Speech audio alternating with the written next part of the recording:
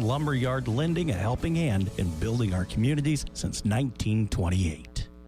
Listen to what your friends and neighbors are saying about Anytime Auto Sales Service and Detail. Steve Borkert, Rapid City.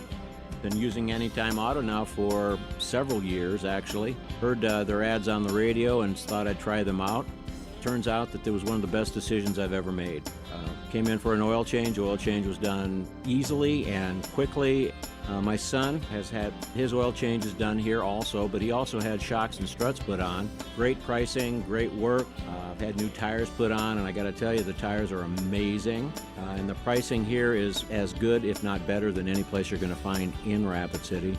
And again, everybody is very friendly and courteous and is above and beyond. We'll never take our vehicles anyplace else but Anytime Auto Sales. There you have it. For the best in automotive sales and service, see Anytime Auto Sales Service and Detail. Corner of Highway 79 in East Minnesota. Anytime Auto Sales. Hey Black Hills, Boss Pizza and Chicken is now bringing you the best new sports bar in Rapid City. Grab your crew and check out the new Boss Pizzeria and Sports Bar on North La Crosse Street. Same great pizza, chicken, and food you love from Boss, and now a full-service bar with beer, wine, and liquor. Boss Pizzeria and Sports Bar is a newly remodeled sports bar with TVs all around and a sports ticker dedicated to local and regional sports. This is the place for sports fans in the Black Hills. The new Boss Pizzeria and Sports Bar in North La Crosse and Rapid City. They're open early and open really late. Also with delivery at BossPizzaandChicken.com. KIMM Rapid City and K294BT Rapid City. This is the Black Hills Sports Station, 106.7 FM and 1150 AM. Fox Sports Rapid City. And here's what you need to know. Big trade in the NFL today as the Colts sent Carson Wentz to the Washington Commanders. In return, Indy gets a third-round pick for the quarterback in this year's draft and a conditional third-round pick in 2023 that could turn into a second-round pick if Wentz has enough snaps in D.C. Sides are also swapping second-round picks this season. Pro Football Network says the Seahawks are interested in exploring a trade for Texans quarterback Deshaun Watson if Watson is cleared from his legal troubles. Pittsburgh Post-Gazette reports that the Steelers aren't interested in Watson's services. Ravens tackle Alejandro Villanueva is retiring after 7 seasons in the league. MLB owners and the Major League Baseball Players Association still at odds trying to hammer out a new CBA. Biggest sticking point right now, according to reports, is the international draft, something the owners desperately want. Suns guard Devin Booker will play tonight against the Heat after missing 4 games because he was in COVID protocols. I'm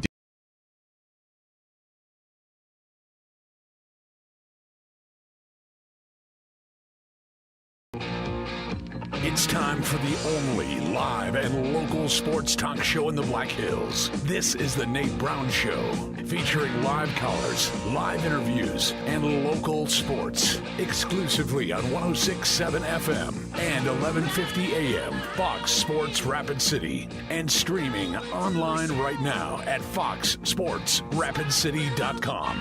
From the biggest national names to the hottest local stories, welcome to the Nate Brown Show. Here's your host, Nate.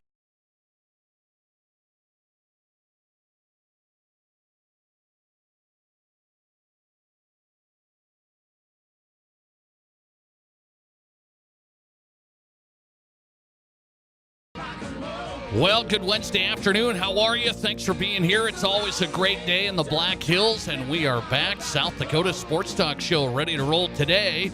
Day before the girls' state basketball tournament gets started. Welcome into Rapid City. Everybody coming over from East River, welcome into the great Black Hills. It's a beautiful, beautiful time in South Dakota. High school basketball tournaments. I love them. I absolutely love it. Tomorrow we've got Stevens Central girls. They play each other. 1:45, Ice Arena, Monument. Oh, we're ready for it. We'll have it live coverage coming up tomorrow, so we'll talk some hoops today. We'll talk some college sports, a little more Seahawks, Broncos, Kirk Cousins, Colts, Carson Wentz.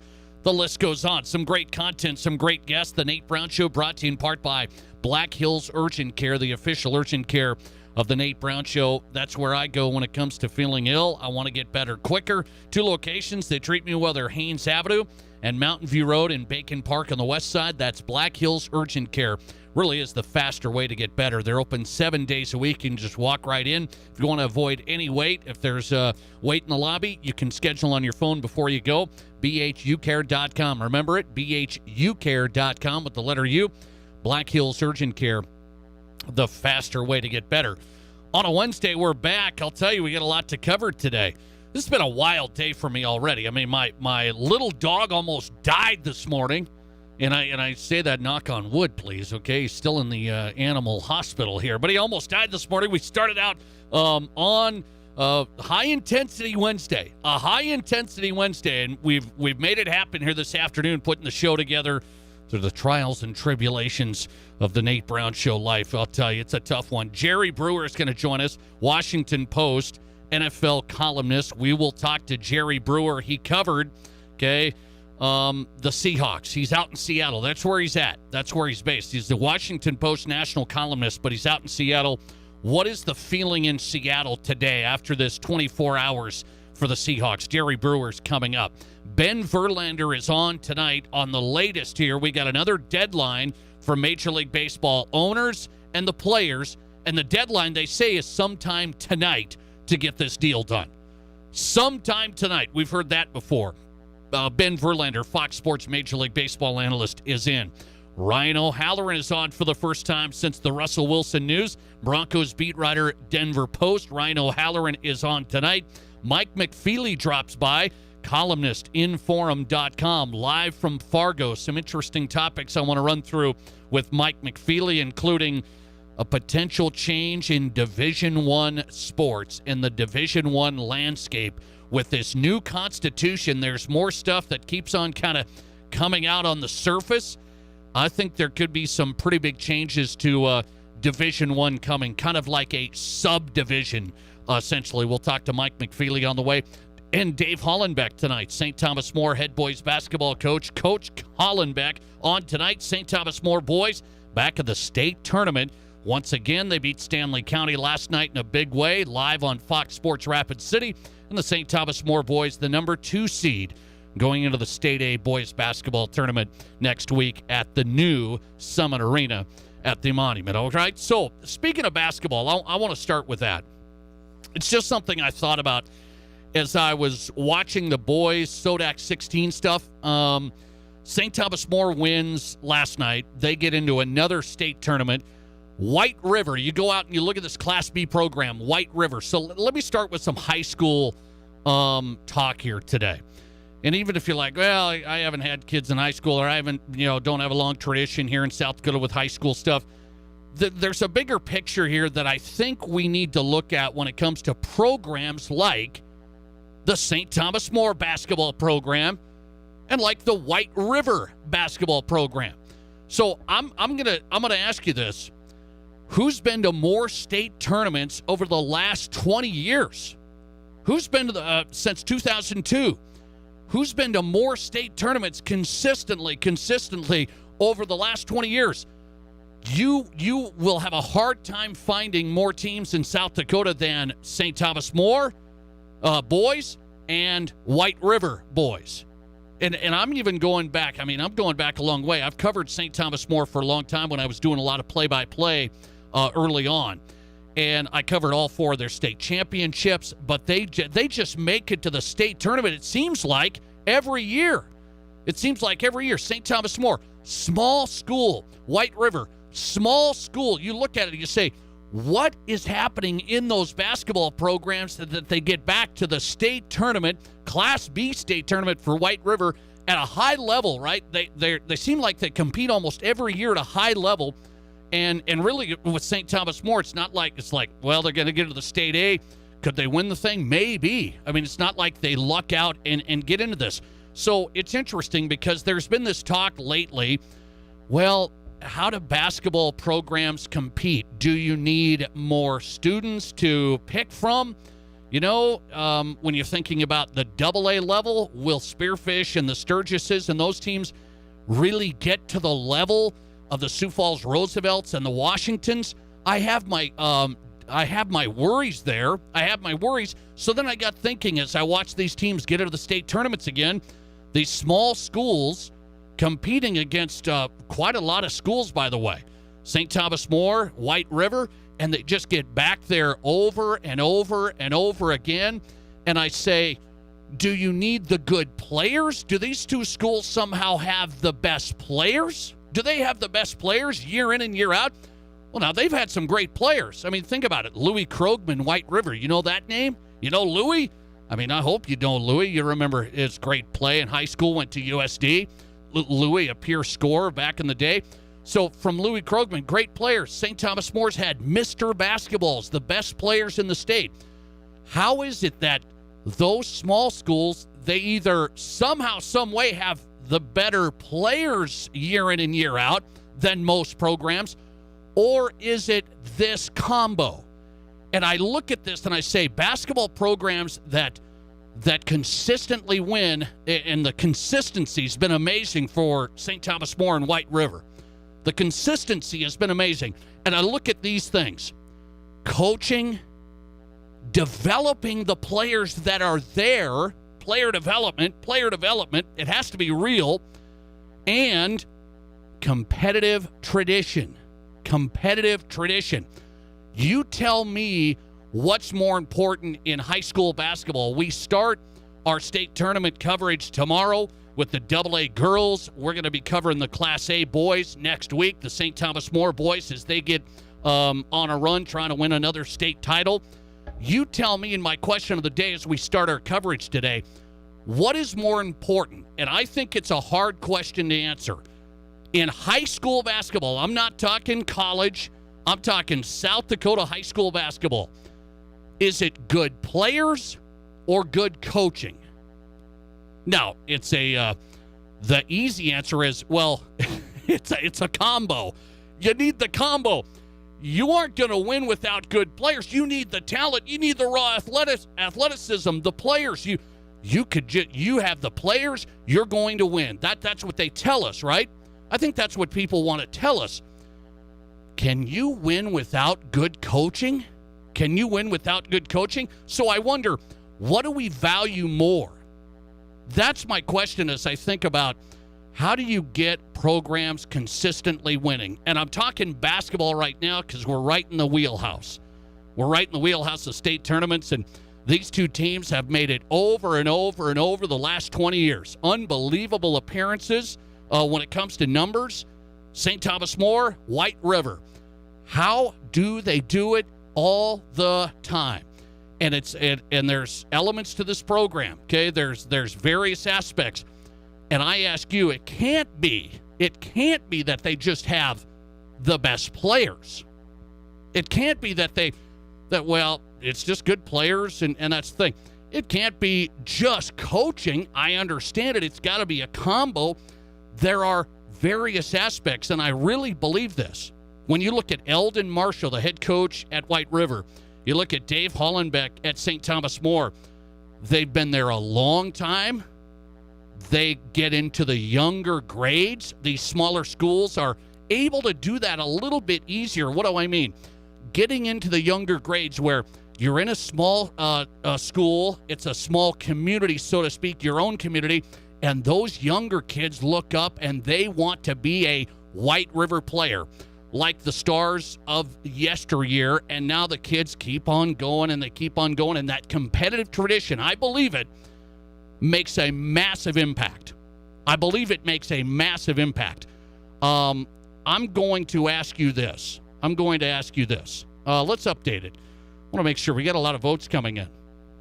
You tell me today. You got to pick one. It's a hard one, okay? I'll pick it here coming up. What's more important in high school basketball right here, right now? Do you need players or do you need coaching? High school basketball, good players, good coaching. What do you think people are saying? Let's pull it up. 720-1067 on the Nate Brown Show question of the day. What's more important in high school basketball? 54% of you say good players. 54%. 46% good coaching. Okay? Here's a quote that was just sent in. I don't know. I want to be careful with the quotes because I know Coach Hollenbeck. I've known him for a long time. This was a quote that was just sent in. Is this a real quote or is this the Onion? I don't know, but I got this one sent in here. Dave Hollenbeck, quote. This is from somebody that knows Coach Hollenbeck as well. It's weird how much better of a coach I am when I've got a couple of all-staters on the floor. Maybe that was a quote from back in the day. And he's had all-staters. I just said that. You've got to have players. I understand. But I'll tell you, you've got to have consistent coaching, tradition, player development. There's more aspects to getting there every year. There has to be. You can't tell me St. Thomas More and White River have had the best players over the last 20 years. I don't think you can say that. I mean, that's a heck of a run. That's a heck of a lucky run. That's like, well, all the good basketball players just end up in White River somehow. Well, how is that? From the program, from the player development, from the competitive tradition, it all builds, it all plays a major piece. It's not just, well, you just get the good players. So I disagree with the audience so far. I disagree that what is more important in high school basketball, good players or good coaching? I've seen over the years some really good players. I've seen some really good players. They aren't great teams. They could be great teams because they have the best, well, some of the best players. I've seen teams year in and year out over the last 20 years. I've seen teams year in and year out. And I will tell you, they have good players, and sometimes it's not a good team. There's various reasons for it. I'm going to tell you the reason I say in high school basketball it is good coaching, because coaching impacts more than just that year or that crop or that class of players. Coaching impacts more in a high school basketball program and season than just hey, we had a nice class of players. Because I've seen this. I started covering Matt Martin back in the day. Do you know this name? Matt Martin, Spearfish Spartan. Back in the day, all-stater, went to play at University of Montana. You know Matt Martin? He was unbelievable. And he had a good crew in there. That's when the Spearfish Spartans were the team to beat in AA boys basketball. We haven't seen that for a long time. Matt Martin, Spearfish, South Dakota. He's one of the great players in South Dakota high school history, I think. I mean, you look at a top 50, I mean, he's in there, I think. Matt Martin and that crew. Now, that was a good class or a few classes. That was a good few classes there running through Spearfish. That was good at the time, and they haven't really been able to hit that mark as of late. That's what I mean by the longevity, the consistency, the player development, the competitive tradition. It's got to be bigger than just a class of players. You could maybe win 1 year with some players, a couple of years. Hey, we have a nice bunch here. 20 years? 14 state tournament appearances? I mean, you're getting to the state tournament year after year after year. Let's see here. Listener text. What has been consistent in these high school programs? The coaching. That is correct. Listener text, you need good committed players. Listener text, you need good committed players. You need good committed coaches. I still believe a coach can impact the program not only that year, but, and as I said, for the future, and continuously, the coach impacts the program more than the players. They have a big role. Listener text, coaches rarely get out-coached at the high school level. It's the players that get outplayed. I don't agree with that. I've seen coaches get out-coached. I have seen coaches get out-coached. I really have. And maybe you haven't. I mean, have I seen players get outplayed? Yes. Okay? So I've seen it all. So here's what it is. St. Thomas More, 15 state tournament appearances out of 20 years. 15 state tournament appearances out of 20 years. And I don't have the exact number for White River. It's got to be close. It's got to be close under head coach Eldon Marshall. So White River just all of a sudden, now they've had some great players, as I said, but it's the coaching, I really believe it. I really believe it. Eldon Marshall and White River, they don't just grow basketball players, right? I think they develop players and they get some good ones in there. I mean, Louis Krogman is one of the all-time great Class B players. But it's been the coaching and the player development and the competitive tradition, winning, building on itself. And I believe the same thing for St. Thomas More. Two programs, you can't beat them as far as state tournament appearances the last 20 years, and they're back there again. Thanks for calling. You're live, and you go ahead. It's easier in the Catholic schools, private schools. Well, what about White River? Well, that's a real small community there, Nate. I hunt over that way. Yeah, I know. I mean, I think it's hard there. That's my point. I mean, I think it's hard. No, but there's not much else to do, and if you open a gym in a small town, holy smokes, you're going to fill it. Well, my example is what about Lyman County? Why isn't Lyman County good every year? White River's good every year. Lyman County should be good. There's nothing else to do in Lyman County. No offense. No offense, by the way. You know what, Nate? And I can't say hunting and fishing because there's good in both spots. It's the kids. I've been saying it since the first day you started. What was that, 5 years ago? Yes, if you got it. If you don't have the kids, and I'm not talking about Billy that can do, one of your heroes. Where does he jump from, like half court to stuff the basketball? And that's like, ooh, that puts you on top. You need a whole team. Wayne Sullivan, another one. No, he don't make it to the Dome, but he's been to the Dome, and you got to go through Tommy Moore, who they haven't found getting around winter, but that's all right. No, well, hey, that's another good point on the football side. No, here's another one. Winner on the football side, really, really good example. Really good. Blake Tiedemann, that was before your time. Tech grad, he'll tell you. That's all they do in winter. No, I remember that here name. Where you got empty fields in winter, you got kids actually playing football, hitting the baseball, playing a little basketball. You look at Travis King. It all starts with your program. Correct. Last 5 years, 6 years, first or second state. Correct. That's why I lean into the coaching. I really do. I lean into the coaching. I think it impacts more. If that coach isn't committed to the players, Dave Hollenbeck, you say what you want. I've always liked him. He's the only coach that I ever saw that could coach his own kid. Yeah. Well, I haven't talked to his kids about that. People can argue with me all day on that, and I'm like, no, I know the little secret. But honestly, Hollenbeck, the way he coached his kids and still had a relationship, is how he treated his team. By the way, 15 state tournaments out of 20 years. That's a run. That's a run right there, Class A. Now people say, oh, they recruit. Well, who would you send to? Sullivan's poor problem is he ain't getting no big kids, but neither is Stevens or Central, so it don't matter. Well, and the recruiting thing, I think, gets overplayed a little bit. Kids can go wherever they want. I mean, kids are obviously going to go wherever they want. I appreciate it, man. There's no commitment. There's very little commitment from the kids.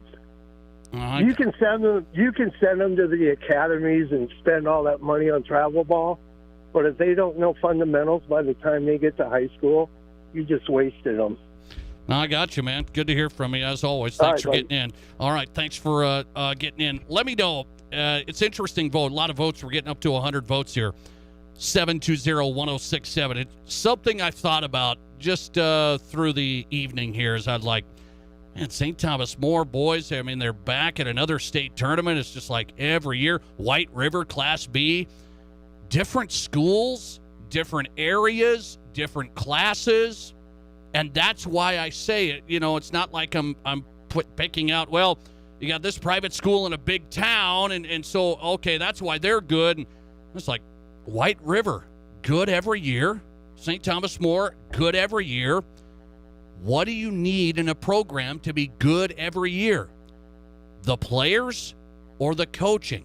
I'm going to tell you the longevity of Eldon Marshall and Coach Hollenbeck, that has impacted that program in a big, big way. They've had great players. Don't get me wrong. They wouldn't win as much without the Krogmans, the Camerons. That's a White River. St. Thomas More, Ryder Kirsch, Duffy, Sky Warwick back in the day, Zach Finley. You remember these names? Kyle Doer. Okay, you need players, but the coaching has impacted it to me in a bigger way. Listener text, good coaching programs that start to develop the players at younger grades. White River, they're ranch kids with great work ethic. Yes, I would buy that. 720-1067, we'll update it. What is more important in high school basketball? What's more important? Good players or good coaching? Just got a reply here. What's this say? It's the Jimmies and Joes, not the X's and O's. I'm still going to lean into the coaching. I don't think you're going to win as much or as long without consistent coaching and player development. Not just like, hey, we got a good, the cupboard is stocked. Because in high school, the cupboard gets bare. The cupboard just gets bare. You run into a couple of classes that are like, these guys just aren't players, So then what do? All right. Thanks for calling. You're live, and you go ahead. Coaches. You're with that? Okay, what do you got? It's that simple. The one example I don't know about your area, but I've seen you were talking about, and I don't know these different coaches. I've heard the names Sullivan and Howland. Yep. Have we had an example of where we've had a coach that coached for 20 years and they're in the state 15, 12, 13, 15 times out of 20 years, and then he retires or gets a promotion or a different school somewhere else? Yeah, similar. And then yeah. And does the program usually suffer for a while until, sometimes you can pass it on to the next coach, and some of the great example. Pride that's been instilled and the traditions that are there will stick by. But I'm going to say this. I'm going to say this because you said, do we have an example like a coach who went on a big run, consistency, and then not? Larry Luchin's Custer. Larry Luchin's all-time winningest coach, South Dakota basketball history. He was in Custer. I love the folks in Custer. The basketball program hasn't been the same. That's a great point. That's what I'm saying. Right. I see it. The other thing is you can't have all of the Jimmies and Joes every year. And usually it's a case of if you take a really good coach, he's going to elevate in basketball all 5 of the players on the court at one time, or all 12 or 15 on the bench. They're all going to be elevated and be a better cohesive unit throughout playing the game, rather than one good Jimmy and one good Joe that you've got an inside and outside game, which will that can make it for a while in a high school game, but generally you don't end up with as good of you don't end up with that 20-year program going to a state tournament 8, 10, 12 times unless you've got and you also instill that same consistency. I know in football, one of the things besides back in the day being able to recruit, the Catholic school where I came from, they started their kids in 3rd and 4th grade learning the fundamentals, but also learning the same system. Language. Yep, I got you on that. It is. This is what, when you say hole 2, everybody knows that's to the left side between the guard and the center, and hole 4 is between the guard and you use all the same play numbers and play calling all the way through. By the time they get to high school, it's memorized. Yeah, I do think that can impact it. I think the smaller schools, smaller programs, they can do that. Yep. I do think that impacts it. Good question. Appreciate it, man. Thanks for getting in. I think he's right. I mean, he just laid it out there. Good coaching can develop players and develop programs for years. Players impact. Hey, I got Mr. Basketball this year. Okay, when's your next Mr. Basketball coming? When's your next Louis Krogman coming?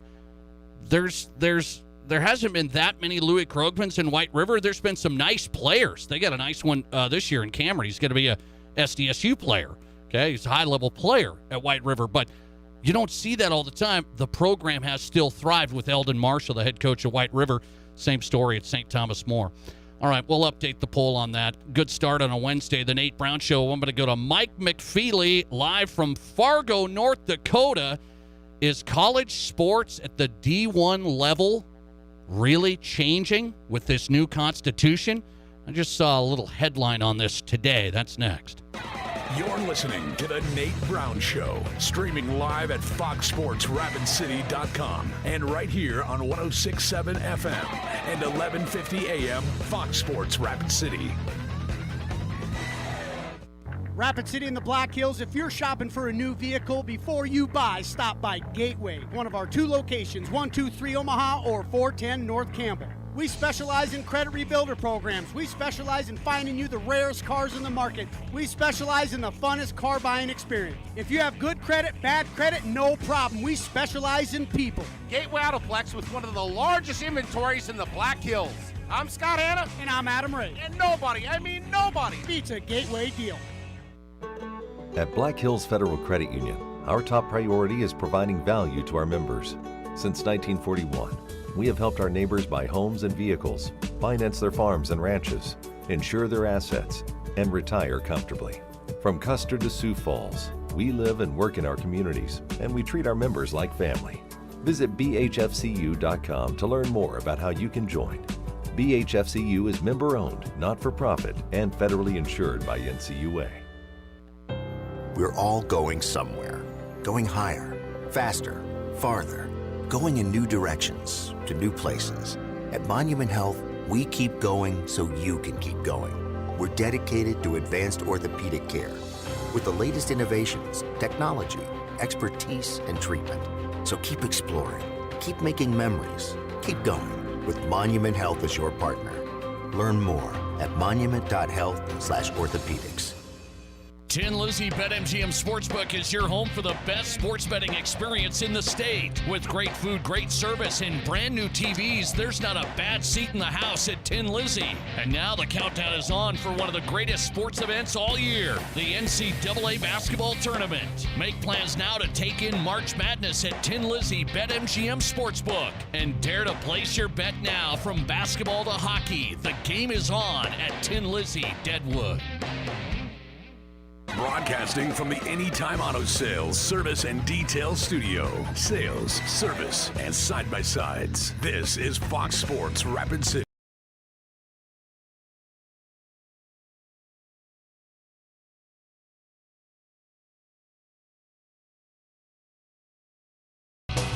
We are getting started on a Wednesday on the Nate Brown Show, Fox Sports Rapid City. I'm going to be off tomorrow. I'm going to be at the AA basketball tournament here in town, the Ice Arena at the Monument. So tomorrow we'll be off, but then we're going to get back on Friday. So little Thursday hitter for the state basketball tournaments tomorrow. Let's make it count today, man. We're packed. Ryan O'Halloran's coming up. Denver Post, Broncos beat writer. Jerry Brewer, NFL columnist, Washington Post. Heavy hitters. And Mike McFeely, Inforum.com, columnist, podcast host. I mean, he does it all, I think. Mike McFeely's on live. Find his work, Inforum.com. Find him on Twitter at McFeely_Inforum. Mike McFeely just fresh off the Summit League basketball tournament here on the Nate Brown Show. Mike, thanks for the time. How are you? Well, I see what you did there. You referenced Jerry Brewer and Ryan O'Halloran, who, by the way, is from West Fargo and who work at the Forum for a while with me. Wow. You referenced them as heavy hitters, and then you said, and also Mike McFeely. Yes. And so you fit that category. That's what I'm telling you. Yeah. Apparently not. Oh. Apparently not. So you don't. I got you in that category. Matters, brother. Syntax matters. You kick off the show. That's the first thing you need to know right there. I'm gonna ask you about Summit League. Okay, you were just there covering North Dakota State. It was a great game last night. The Bison and the Jackrabbits. Jackrabbits win it by 6. They go 21-0 in the Summit League. So I'll ask you, how hard is that over all the years you've covered this league, 21-0 in this league? Well, I would say since it's never been done before, it must be really hard. The best team that I covered at North Dakota State was the 2014 team that beat Oklahoma in the first round of the NCAA tournament and then got to play a second game. And that team was the best team I've seen, and it lost 2 games in the Summit League. It went 12-2 that year, and so what South Dakota State did, it really is remarkable. I mean, if you can go, they haven't lost for 3 months.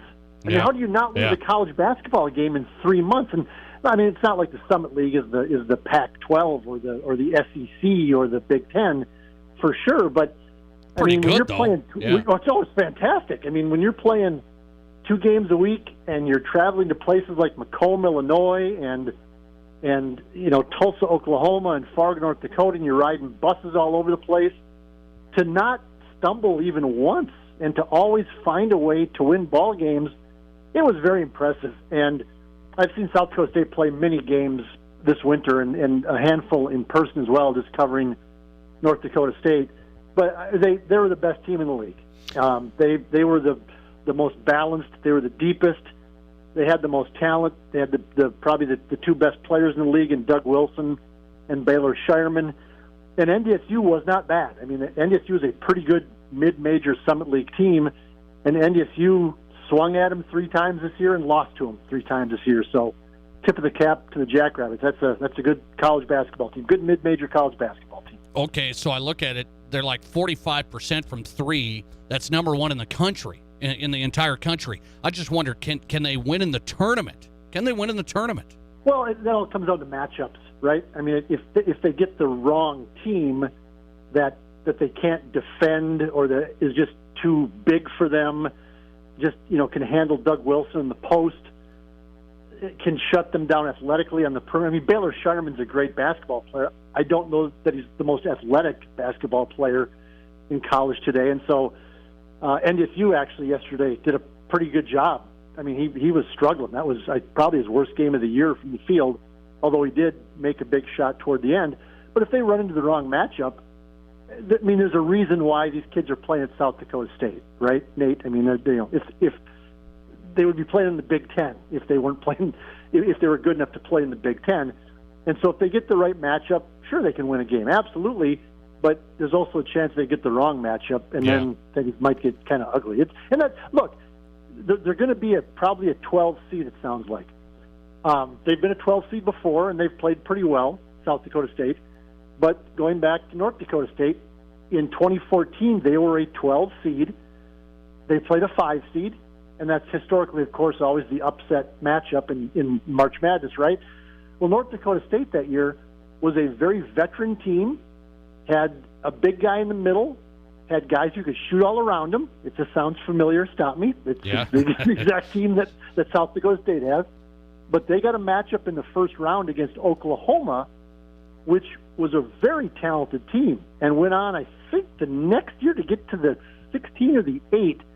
But that year, there were 3 freshmen on the floor. They were young. And so North Dakota State had a veteran team. They matched up against a young team. Buddy Hield was on that team for Oklahoma as a freshman.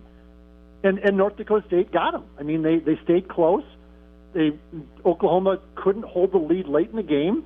And when they got to overtime, North Dakota State took it to them in overtime. And so they got the right matchup, and they won the game. Now, in the next round, they played San Diego State, and that was a blowout. I mean, and they just had so much length, so much athleticism, that even a really good mid-major team from Fargo had no chance. I talked to Saul Phillips the next day. I saw him in the hotel as they were flying out, and I said, so, in the first half there, when and he stopped me and put up his hand and said, Mike, we could have played that team 100 times. They were going to beat us 100 times. It didn't matter what we did. They were just that much better than we were. And that's the thing. South Dakota State, they were close, Mike, here years ago against Ohio State. That was with Mike Dahm. You remember that? Jackrabbits get in. Mike Dahm is a great player. They almost got Ohio State, couldn't quite get it done. So trying to win their first game, it will be interesting. As you say, the matchup, maybe a 12 seed for the Jacks. Mike McFeely was at the Summit League tournament. I saw that 65,000 people attended the Summit League there in Sioux Falls over the duration of the tournament. That's the second most in the history of the tournament. What did you feel when it comes to crowd? Well, it was great. No, it's fantastic. And, I mean, it was, they get 8,000 to 10,000 for the women's games, which is tremendous. And the men's game, of course, last night was rocking. It had been a while. Obviously with NDSU football, they get things going pretty good in the Fargo Dome, and it's loud inside there. But the Denny Sanford Premier Center yesterday, and against the Coyotes as well in the semifinals, it was loud, and it was fun. It was a great atmosphere. I asked the commissioner, Josh Fenton, the incoming commissioner, Josh Fenton, in an interview I did with him, if you would ever think about looking around and maybe looking to Minneapolis now that St. Thomas is in the Summit League. And I thought, Sioux Falls is great, but if the Summit League's goal is to try to be a bigger conference with a higher profile and sort of kind of try to become front of mind for people, would moving it to Minneapolis, could that help it maybe get in the major media market, maybe make it feel more big time if they played in the Target Center? And Josh Fenton said, it's not probably going to happen because it's just so good in Sioux Falls. And it comes down to money, frankly. They make so much money off selling all those 65,000 tickets over the 3 or 4 days, and they have great corporate sponsorship and community support. So it would be really hard to get it out of Sioux Falls. I would still like to think they would at least consider it if it would be a possibility, if somehow the money could get matched up somehow, but I don't see it leaving Sioux Falls, frankly, anytime soon. Sioux Falls loves it. Mike McFeely on a couple more. I'll let him run. Inforum.com, columnist, live. Find him on Twitter at McFeely_Inforum. So, quick one here. Speaking of, the Summit League and South Dakota State getting into the tournament, I was talking about this with NCAA Division I new constitution and looking at changes. There was people talking about, do we really need these automatic qualifiers into the men's basketball tournament, the Summit League, and these small conferences, the big boys? Do we need those automatic qualifiers? And I asked USD's AD, I said, are you worried about that? He says, I really am. I really am with this these changes in D1. What do you think? I think it would kill the tournament. It would kill the intrigue and the charm of the NCAA men's basketball tournament. And I think there would be a danger there of damaging the brand. I hate that phrase, but I have to use it. And damaging interest. I mean, why would you kill the sacred cow? I mean, the NCAA tournament is worth billions of dollars to the schools, and so why would you want to ruin that? With a 68-team tournament, there's enough spots that if you're good enough, you're going to get in. I mean, if you're a sixth-place Big Ten team, you're still going to get in the NCAA tournament because you're the Big Ten. They want even more money and more spots. No, of course they do. Of course they do. I know why they do, but it'd be, I think, cutting off their nose to spite their face, because if you don't have the Summit League championships or the Northeast Conference championships or the Horizon League championship, you're just losing what the tournament's all about, and that's allowing the have-nots, quite frankly, to get into the tournament and maybe have a South Dakota State get matched up against a team from a Power 5 and beat them. Oral Roberts last year, perfect example. I mean, it's a private school and not a public school, but it still was a small school, and they became one of the great stories of the tournament a year ago. I don't know why they would. Well, no, I do know why. Yeah, right. I hope agree with you, though. I hope they're smarter than that. Yeah, I agree with you. I don't know that they are.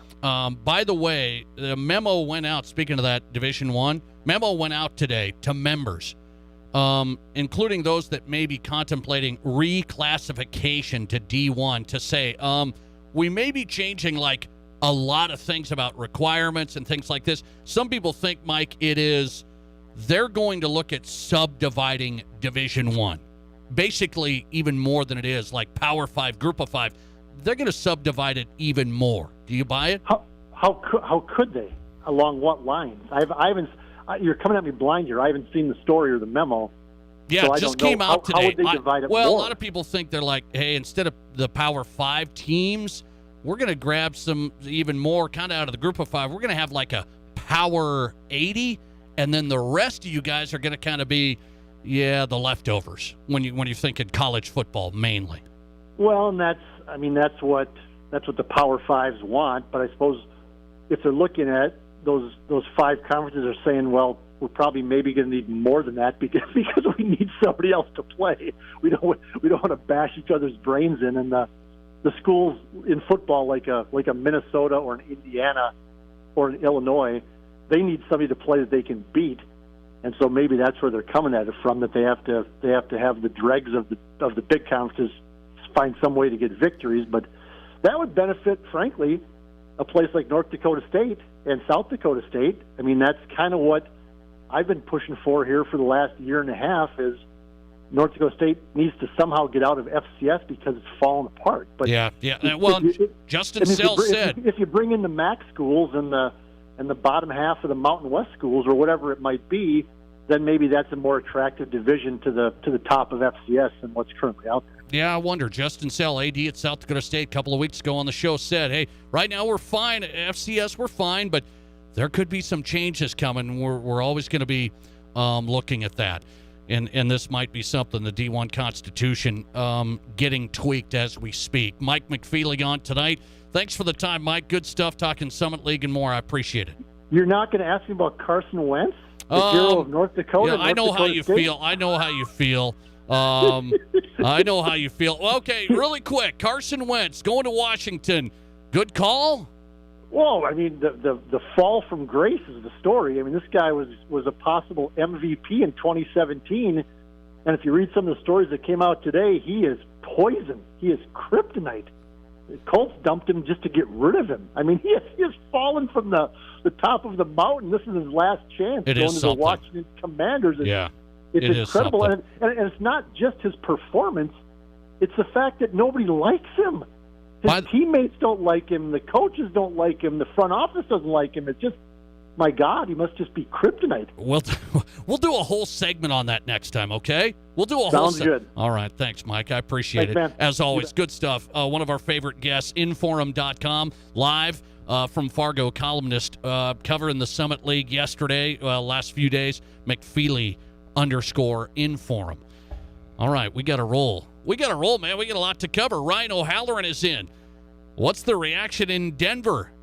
The Broncos have Russell Wilson. I woke up this morning. I thought it was a dream. Okay, all right. Sappy.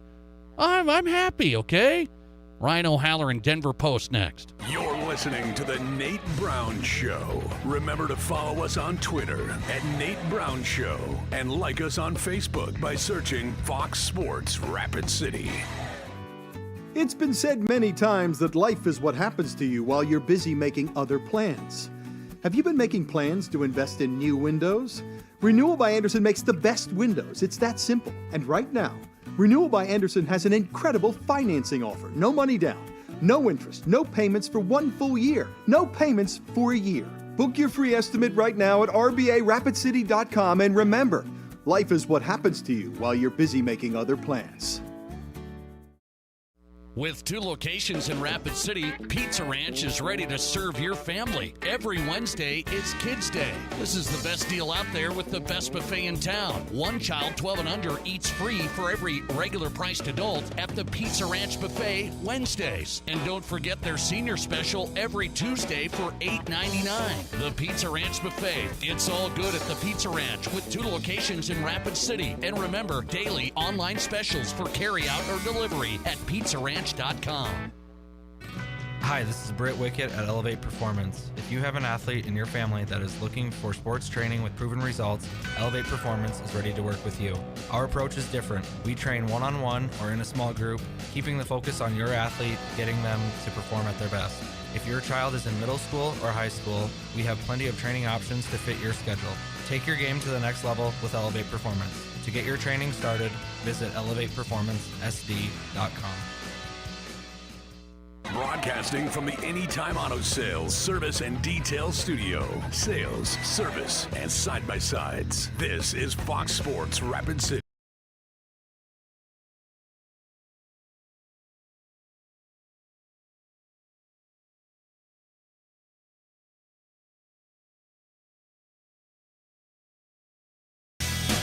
Good stuff tonight. The Nate Brown Show live, Fox Sports Rapid City. Thanks for checking in with us live. Weekdays 4 to 6, Fox Sports Rapid City, 106.7 FM, 1150 AM. Remember, you can catch the show on Twitter. We're live right now at Nate Brown Show. Bring us up on your phone, live stream it. Welcome into the studio. We got a lot of Broncos stuff up. We need to put up more even now. I mean, I was kind of laying low, and just kind of going through the motions here the last 6 years, and kind of like what the Broncos were doing. But we're going to crank it up now. All right. Ryan O'Halloran is on tonight on the Nate Brown Show, which is on Twitter at Nate Brown Show. Find Ryan on Twitter at Ryan O'Halloran. DenverPost.com for the best coverage of the Broncos. Ryan, thanks for the time on a busy 24-hour stretch here. How are you? I'm good, Nate. Yeah, yesterday was chaos, but it slowed down a little bit today. I was wondering what your reaction is, okay? I let there be some fallout. I said, well, I'm not going to hit Ryan yesterday, but I want to get his reaction here the next day. Now that you've looked back on this, I woke up this morning, I'm like, as a Broncos fan, I'm a fan, okay? You're a journalist, but I'm a fan. I said, man, I can't believe it. They got it done. I was stunned yesterday. I'm still surprised today. What was your reaction? Well, surprised that it was so quickly after Rodgers announced his decision. But I think, the misnomer out there is that they settled for Wilson.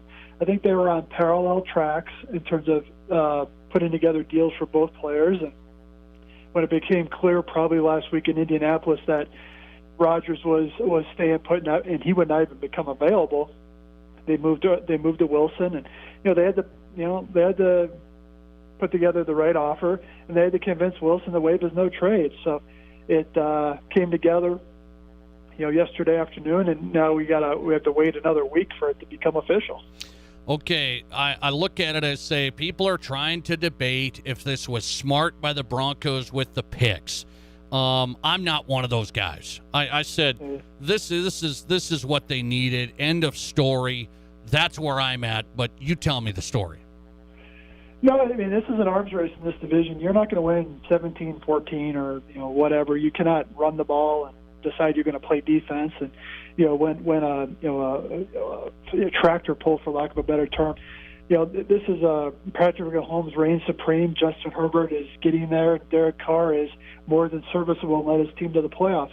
Broncos realize, hey, enough of going with these half measures at the most important position. Got to go all in.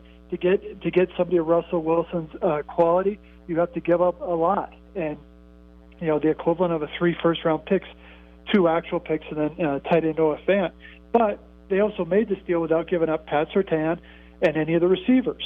So, the cupboard is not empty, and they still have 4 picks in the top 4 rounds this year. So that's, the Von Miller trade comes back and helps them again. They still have that second. They still have that third. That's interesting. 4 picks in the top 4 rounds for the NFL draft for the Broncos still after they give up what they did to the Seahawks. So I'll just say this. I think it was a mistake by the Seahawks, but what do you think their strategy was? Start over. I mean, they released Bobby Wagner later in the day. The Jamal Adams trade really set them back. I mean, that cost them 2 first-round picks. And, with John Schneider, the GM, Pete Carroll, the coach, they said, hey, this was a good offer. Maybe they take a quarterback at 9. Maybe they try and get through the season with Drew Lock and reevaluate a better, potentially, quarterback class in 2023. But, they took it as far as I think they probably thought they could with Russell Wilson. And I think by the time, if I'm them, my plan would be draft well, and by the time these guys are ready to go, the Rams will be on the downslide. Ryan O'Halloran, DenverPost.com, Broncos beat writer. Huge day yesterday for the Broncos getting Russell Wilson. So I'm convinced Russell Wilson is a good leader and could be better for the Broncos locker room / younger receivers than Aaron Rodgers. That's what I think. But what do you say? Don't know. I think Rodgers is probably more of the full roster guy. Wilson, it's well documented after that Super Bowl loss, the defense wasn't happy with him. And, he in his last couple of years in Seattle, he took some pokes at the offensive line and the coaching staff. He can't do that. I mean, do it privately. I mean, as much as I like hearing it publicly because it's cool to write about, it doesn't help you earn a lot of equity. But I think he's going to be great for these young guys on offense, and there's a lot of them on offense. And their reactions on social media over the last 30 hours have, shown they're pleased with what's going on. Okay, so I look at it. What's next for the Broncos now? They make the blockbuster trade. What do they need to build now with Russell Wilson there? Yeah, they got a lot of work to do, and they still got some cap flexibility, $26 million, and they'll be able to spend a lot of that on free agents in-house and out-of-house because they don't have a first-round pick to pay. So, to me, the number one priority next week is you got to find a pass rusher, play opposite Bradley Chubb. Is that Von Miller? I don't think it makes a lot of sense, but one of those, got to figure out right tackle, got to decide who your inside linebackers are going to be amongst all those free agents that are their contracts are up. And you got to find a backup quarterback. And then you have to decide at tight end, okay, is Alberto ready to be a number one? Is Eric Sauber going to be assigned to be the number 2/blocker? So still a lot of work to be done. Okay, I look at the Broncos, they're instant contenders to me. This gives the Broncos country, folks that read your work, hope here. You haven't had it for 6 years, but what's the win total over-under if Ryan O'Halloran's setting the line? I'd probably say 10. It's still, the schedule looks a lot more manageable today than it did 2 days ago, And but these 6 division games, maybe they're favored in 2 of the 6. They won't be favored against the Chiefs. They won't be favored at LA or at Las Vegas, most likely. So, but they go to Seattle, they go to Jacksonville, they go to Tennessee. Those are games they should win or come close, maybe even be favored on the road. So, talking to a couple of executives yesterday, I said, rank the teams. They said Chiefs, Broncos, Chargers, Raiders. I said, rank the quarterbacks, and they're unanimous. Mahomes, Herbert, Wilson, Carr. But as one executive said, those guys are in the top 4. So this is a very fascinating division. That's interesting. I would not put Herbert over Wilson right now, Ryan. I wouldn't do that right now. Well, Herbert was probably better this past year than Russell was, and he sort of limped to the finish line with that bad finger that cost him his first 2 games of his career. But what the Broncos hope is that he will be rejuvenated at his next stop, which is here, and can pull a Stafford or a Brady or even a Kurt Warner and get another team back to the Super Bowl. Okay, last one. I'll let him go. Ryan O'Halloran in. You covered Nathaniel Hackett, Jacksonville, when he was calling plays. And he didn't open it up. He didn't crazy open it up. We're going to throw it all over the yard. Now, Russell Wilson wanted to throw it all over the yard in Seattle. Pete Carroll didn't want to. That was a major thing, according to reports, philosophies. So what's Nate Hackett and the new OC going to do here? Well, I think Hackett has experienced enough in Jacksonville. That great season they had, 17. They did have an elite defense, and they had Leonard Fournette as their bell cow running back. But when they needed to throw it, I thought Blake Bortles did a nice job, even though some of the Denver media mafia think he's a joke. I disagree with that sentiment. I think Blake had a good season. But with the Broncos, Hackett and Wilson's got to be a partnership.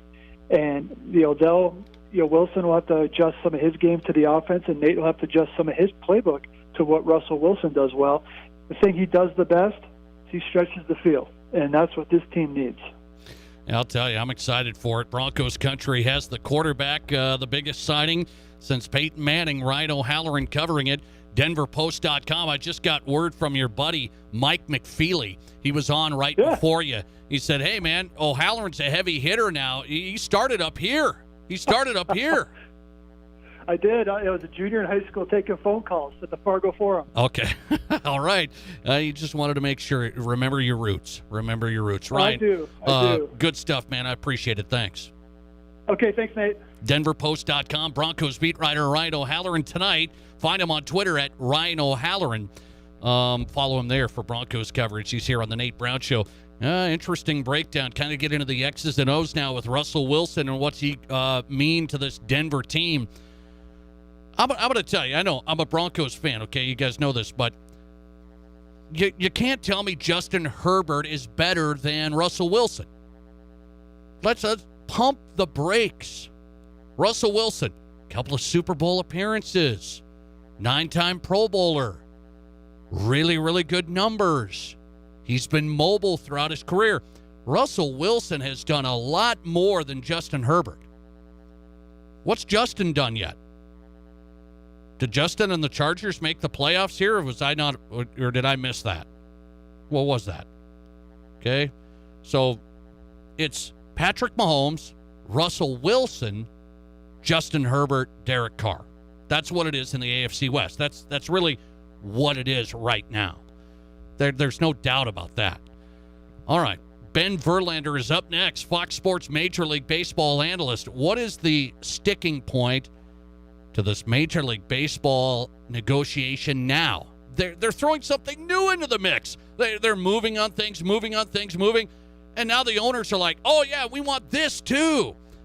The deadline is tonight, they say. Where's Major League Baseball at? Ben Verlander next. From high school to college to the pros, this is the Nate Brown Show on 106.7 FM and 1150 AM Fox Sports Rapid City. Today on Hey Culligan, buy to save. Here's a text from Devin in Denver.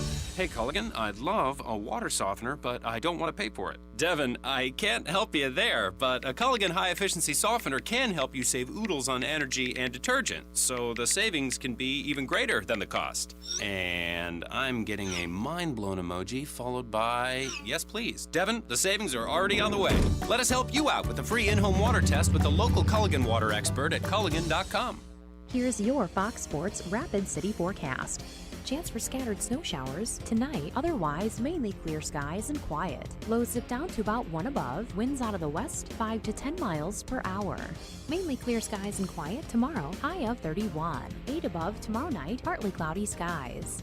Mid-20s Friday, much warmer on Saturday with highs in the mid-50s.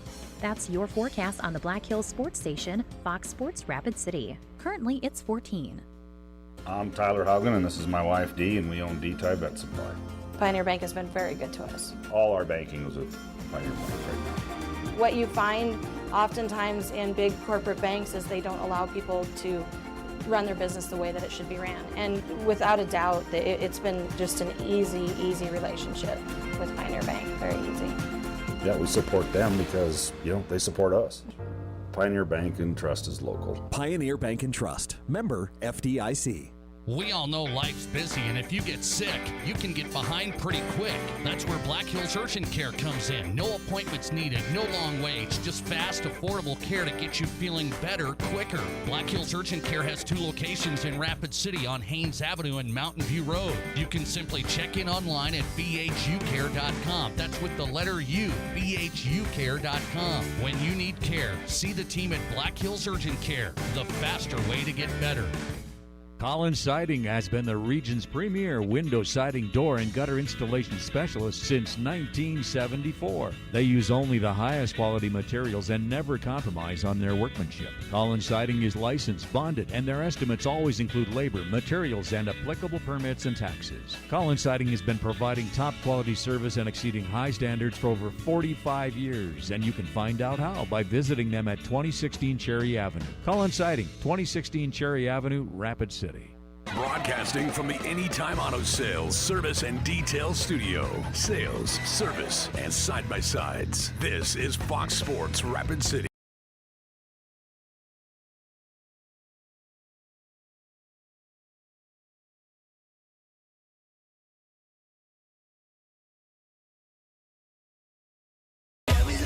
Hey, welcome back in the Nate Brown Show live, Fox Sports Rapid City. Remember the podcast that'll be out there tonight, the Nate Brown Show podcast, when you can't listen to everything live. I mean, you've got a life, you got stuff to do. Well, catch the podcast when you walk the dog, whatever, right? The Nate Brown Show podcast, download it where you get your podcast, Apple, Spotify, Amazon Music, Audible. We're out there. The Nate Brown Show podcast is out there. So is the Flippin' Bats pod. Flippin' Bats podcast, great Major League Baseball podcast with Ben Verlander, Fox Sports Major League Baseball analyst, on a Grinder Wednesday. That's what I'll call it now with the latest I just saw from Major League Baseball. Find Ben on Twitter at Ben Verlander, and he joins us on the Nate Brown Show. Ben, you sounded dejected off the air. Normally I don't reveal this. I was like, hey, Ben, how you doing? You're like, I'm all right. So you tell me how you're doing. Yeah, it's just, Not great. It's tough. This has been mentally draining. I'm obviously really invested in it and have been, keeping up with every single thing I possibly can. And at the end of the day, just want my favorite sport back. And it's now going to be even longer, and it's just frustrating to see it all happen. Okay, so I've been doing a show for an hour. I think I just saw this. Is it another week delayed? Did they do it, till April 14th? Yeah, they can't another 2 week or another 2 series, so another week, and April 14th is now the scheduled start date. Okay, what do you think of the owner implemented deadlines? Well, we had one before, leaked into the next day, nothing done. Then they're like, oh, now the deadline again here is tonight. What do you think of these deadlines? Yeah, well, one, I think we need to stop calling them deadlines. They like to call them that, and then, they just get pushed around to whatever you want. And then today, we apparently had a deadline to play 162 games and start the season on April 7th. And then, the players come back with a counter proposal, which the league just walks away from and says they're canceling another 2 weeks and the regular season can't start until April 14th. So how is that? So if they had accepted that deal, it would have started on April 7th.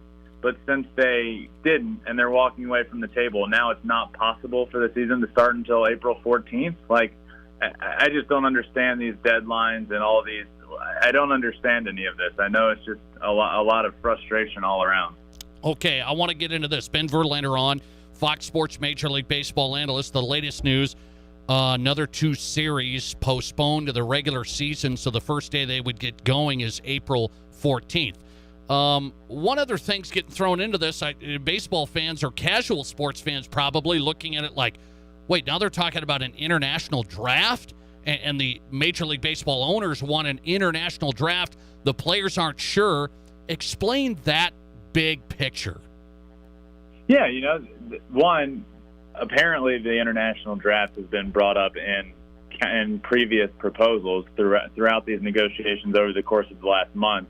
Apparently it's been brought up and the players just immediately shoot it down, and every counter proposal doesn't have it. And now we started getting closer and closer today, money-wise, and then it apparently became a big deal, and basically we're not willing to continue unless we figure out how to handle this international draft. And they basically gave the players an ultimatum, three different options. The players said no and gave another option, and that's what was walked away from. But the international draft is essentially, they want to create a draft for Latin players, basically for all international players. And it's a very polarizing thing especially for players in the Latin community. They're very, it's a very tough topic for them. They don't exactly know how they want to go about it. But David Ortiz came out and said today, like, hey, I don't think this is smart. I'm not totally against it forever, but we need to take our time here and figure this out. Like, why are we throwing this in right now and just trying to rush it? Like, this needs to take time, so we do it right, because nothing like that has ever been set in place. Yeah, and now we're here, and the international draft is what burnt this all to the ground. Yeah, it was bizarre. I've been following this too, not as closely as you, but I'm looking at it, I'm like, wait, now that's a thing? The international draft's like a big thing in the negotiations? Apparently was for the owners today. And so this all brings up to me. Now, I'm just a simpleton. I'm looking at it, I'm saying, I'm getting a little worried that the owners are bringing this up and bringing that up. There's still a gap in the competitive luxury tax there, I think, the competitive balance tax. I think there's a gap remaining there. And so I worry, Ben, it's like, are the owners really going to try and break things down here a little bit? It feels like there's always something. Yeah, it's close. How many times now? We've heard twice over the past week and a half that, man, things are getting really close. A deal could be done, and then there's something that we didn't even know about that comes along and breaks it all up. And it's like, okay, well, why is this happening? And you just start to wonder, like, okay, the more games that are canceled, the more it helps them. Like, what are we really, like, how are we just now hearing that the international draft is a big deal today, right now? How is that happening? I don't understand. The only thing that makes sense is they're fine pushing games off. Okay. Do you believe, I look at this, I say they were breaking down why owners are okay with these early games being canceled, so to speak, if that's the case, because the TV contracts nationally, they're really all made money in the postseason. That's heavy postseason dollars. So that's the national contracts. A lot of the regional stuff, they're like, that stuff, we don't have to start kicking back rebates on any missed stuff till after 25 games. So how much do the owners really need to get started? That's what I'm thinking is like, I don't know. They probably need fans in the gates, but they don't get as many in April. So is this May? Yeah, one thing that I keep holding on to hope of is April 15th is Jackie Robinson Day. And if we were to miss that because of this, the game will be fine. We get to April 14th and games are canceled. Okay, so we're missing two weeks of baseball. That's not the end of the world. But if you start missing like big important things because of this, that's when it starts getting hairy. And to be honest with you, it's only going to get more difficult now. Players have said all along they're not going to play unless they're paid for 162 games. And now there's not going to be 162 games played. So what do you do with all of that? It's just going to get messier and messier now. And I am worried, but I'm hopeful that they figure it out to get on the field for Jackie Robinson Day. Okay, so Ben Verlander on tonight, Flippin' Bats Pod, Fox Sports Major League Baseball analyst. They've gotten better on the minimum salary. They've gotten better on a lot of this stuff, and that's why I feel like, we're getting closer, and then all of a sudden not. So I'm going to look at this and say, Major League Baseball players, are they still going to hold firm? That's what I want to know with their side of things. What do you think is most important to them? Is it the competitive balance tax? Is it that piece right now? Yeah, I think so. I think this whole international draft thing just got thrown on them today. And I will say they've done an incredible job of staying together and staying connected. But you have to know there's guys that are like, let's just go. Let's just go. But they have done a good job of staying together on social media. Nobody's come out and said, hey, I just want to play. Let's just sign it. Nobody has said that. So they've done a great job staying unified. So it's tough to tell to them. It seems like they're all sticking up for each other. A lot of the American players were sticking up for the international players today, saying this is important to them, meaning it's important to all of us. And they held out for what they believed in, and they've certainly stayed strong here. Ben Verlander is on it. Follow him on Twitter at Ben Verlander. We want baseball getting going, but it's pushed back to April 14th as of now. The negotiations have gotten hot and heavy, but not heavy enough. Ben Verlander, Fox Sports MLB analyst. Ben, always good, man. We'll be in touch. Thanks a lot. Sounds good. Thanks, mate. Appreciate the time. Ben Verlander, Fox Sports Rapid City. Find him on Twitter at Ben Verlander. Fox Sports National Major League Baseball analyst, Flippin' Bats podcast. Oh, boy. When is this, are we getting into the territory where it's like, are people getting ticked off yet, meaning the casual sports fan? Is the casual sports fan kind of getting annoyed, ticked off? Major League Baseball, what a bunch of doofuses. You're starting to get, it probably depends on the day. So it's like, I'm having a pretty good day. Yeah, we'll have baseball. April 14th, they'll come back. Yeah, we're good. Then the next day, something else happens. You spill your coffee. Man, those morons. What a bunch of morons. I don't know. I'm trying to find that balance. Like, is Major League Baseball, getting into that territory where people are going to be upset? Because I looked at this, okay? The peak of Major League Baseball, what year do you think it was? Viewership. What year do you think it was? The peak. Because after the strike of 94-95, it went down, then it went up every year. It went up every year. Went up big with Sammy Sosa, McGuire, the whole thing. There was a lot of viewership, Bonds and his run. Okay. 2008. 2008 was the ultimate peak of Major League Baseball viewership. I was breaking this down with our guy, Travis Sawchik. He's a great Major League Baseball writer. And he put together a graph of all the ratings and the interest. 2008 was the peak. What do you think's happened since then? A decline every year. Major League Baseball viewership has declined every year since the peak of 2008.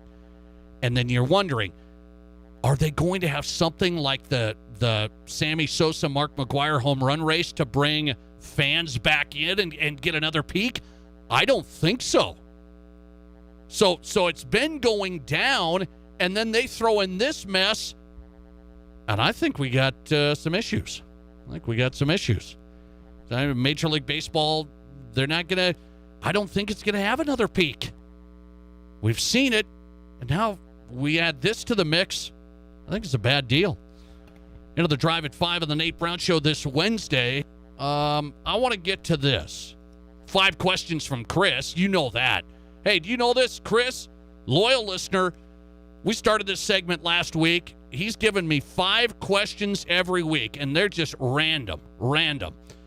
What do you think of this? What do you think of that? What this? I got 5 in front of me. I'm going to answer them. Some South Dakota stuff, some Husker stuff. I see this.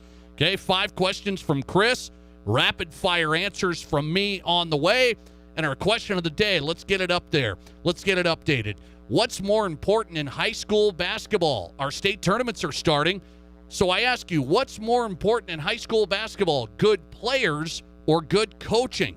What's your answer? 720-1067. We'll give you mine and the update next. This is the Nate Brown Show. It's been said many times that life is what happens to you while you're busy making other plans. Have you been making plans to invest in new windows? Renewal by Andersen makes the best windows. It's that simple. And right now, Renewal by Andersen has an incredible financing offer. No money down, no interest, no payments for 1 full year, no payments for a year. Book your free estimate right now at rbarapidcity.com, and remember, life is what happens to you while you're busy making other plans. Salon.net. Listen to what your friends and neighbors are saying about Anytime Auto Sales Service and Detail. Steve Borkert, Rapid City. Been using Anytime Auto now for several years, actually. Heard their ads on the radio and thought I'd try them out. Turns out that it was one of the best decisions I've ever made. Came in for an oil change. Oil change was done easily and quickly. My son has had his oil changes done here also, but he also had shocks and struts put on. Great pricing, great work. I've had new tires put on, and I got to tell you, the tires are amazing. And the pricing here is as good, if not better, than any place you're going to find in Rapid City. And again, everybody is very friendly and courteous and is above and beyond. We'll never take our vehicles anyplace else but Anytime Auto Sales. There you have it. For the best in automotive sales and service, see Anytime Auto Sales Service and Detail. Corner of Highway 79 in East Minnesota. Anytime Auto Sales. You've got big plans for your new home. At Highmark Federal Credit Union, they have small rates to make it happen. Save money with their construction loan rate special now through April 30th. Right now, they're offering special financing as low as 2.99% APR and no down payment. Let's get to work building you a home as unique as you are. Apply for your construction loan today at highmarkfcu.com or stop by any of their branches to let them save you money on the plans for your new home. Your number one place in Rapid City for the NCAA men's basketball tournament should be Pour 54, with special hours just for the tournament. They'll be opening early, and they'll have all of the games at the Pour 54 Sports Zone upstairs. With 54 taps, your favorite local and regional beers, plus Detroit-style pizza, wings, pretzel board, and more, Pour 54 is your home for March Madness. Every game is on at Pour 54. To see what they have on tap right now, visit pour54.com. Fans know some things just go together. Slam dunks and three-pointers, face paint and superfans, game days and tailgates. I'm State Farm agent Scott Carlson, and I know another winning combination, home and auto. Me and my team are here to help life go right when you combine your home and auto insurance, which saves you time and money. So get your home and auto on the same team and score some savings. Call me, State Farm agent Scott Carlson, at 342-0188. Hi, it's Colin Coward. Great to be in the Black Hills. Getting the herd weekdays 10 to 1 on 106.7 FM and 1150 AM Fox Sports.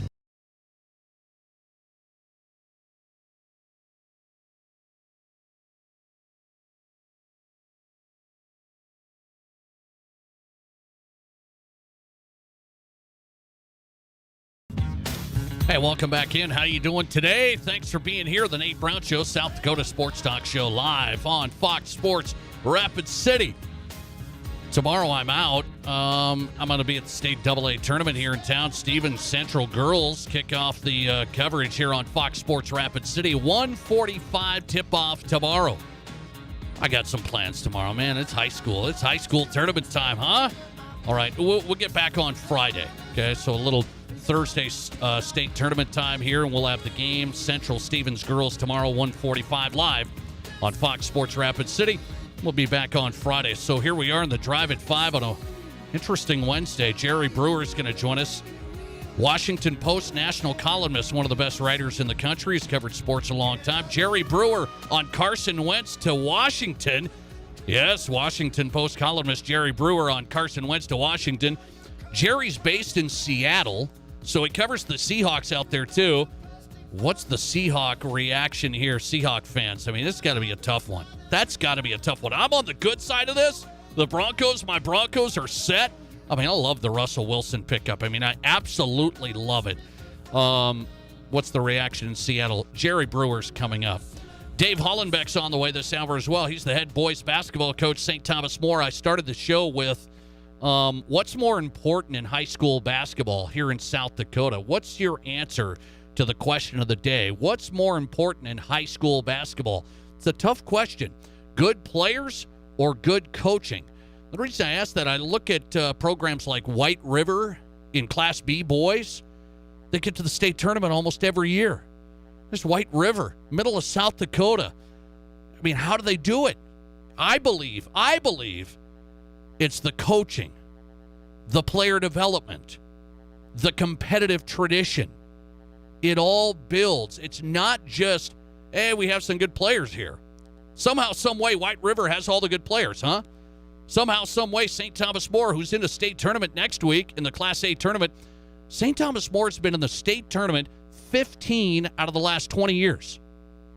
St. Thomas More has been in the state tournament 15 out of the last 20 years. They just have the better players than other Class A schools. I don't buy it. So I'm going to say the coaching impacts high school basketball so huge. So huge. You got to have players, and White River's had a lot of good ones. St. Thomas More has too. But the longevity, the consistency, the coaching, the player development, the competitive tradition, the younger kids looking up and trying to get to that level, it all adds up. Then, we just had a couple of good classes here. That doesn't build for 20 years. Here's the answer, though. Look at this. Your answers are, we got, let's see, over 100 votes now. 55% say the most important thing, high school basketball, good players. 55% say you have to have good players. 45% say you need the good coaching. Listener text, creating a culture and developing talent, certainly a massive part of coaching, but you give me the better players and I'll give you the better coach. Listener text reacting to that. Having that coaching ability to consistently put all staters on the floor is a testament to coaching. Correct. Interesting. Listener text 720-1067. How you can answer it? It's an easy one. Nate, it's coaching, period. Coaching, period. Interesting. Okay. All right. I say it's coaching in high school basketball. I do. I say it's coaching. Let's get to it. On a Wednesday, it is Your favorite and mine, the random 5 questions from Chris. Chris, one of the top Fox Sports Rapid City listeners, he texts in the question day after day. I said, hey, Chris, I need 5. Give me 5 each week. I'm gonna hit it, okay? I'm going to give the answers, the rapid-fire answers. 5 questions from Chris on a Wednesday. Let's do it. First one, what professional sports team has the best uniforms? I've got, okay, I'm going to go a couple of pro. I know you said pro sports team, but 2 pro, 1 college. See if you can find a trend here.